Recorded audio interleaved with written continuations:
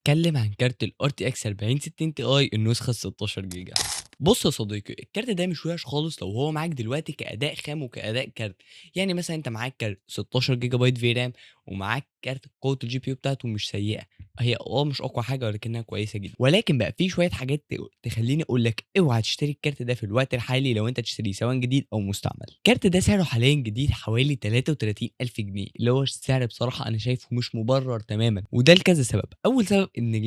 الجيل الجديد من NVIDIA اللي هو الRTX 5060 Ti النسخة ال16 جيجا منه، اللي هي نسخة أقوى وأحدث، هتلاقي منه نسخ كتير بنفس السعر ويمكن كمان أقل. تاني حاجة إن في كارت شاشة هيدّيك أداء أقوى منه في أغلب الوقت، وكمان هو أرخص منه. وأنا هنا باتكلم عن كارت الRX 9060 XT النسخة ال16 جيجا بايت برضه، لأن كارت زي ده في حدود 26,000 جنيه، يعني أرخص بحوالي 9 أو 10,000 جنيه عن الكارت ال4060 Ti، وفرق الأداء 8% لصالح ال9060 XT. فأنا بصراحة شايف حاليًا كارت زي ده سعره مش مُبرر سواء كان جديد أو مستعمل، لإن برضه في المستعمل في كروت أقوى منه زي ال3080 Ti وكمان كروت زي ال4070. أنا شايف إن الكروت دي في المستعمل هتكون قريبة جدًا منه في السعر، أنا شايف إن الكروت دي هتكون قريبة منه في السعر وفي نفس الوقت أدائها أقوى منه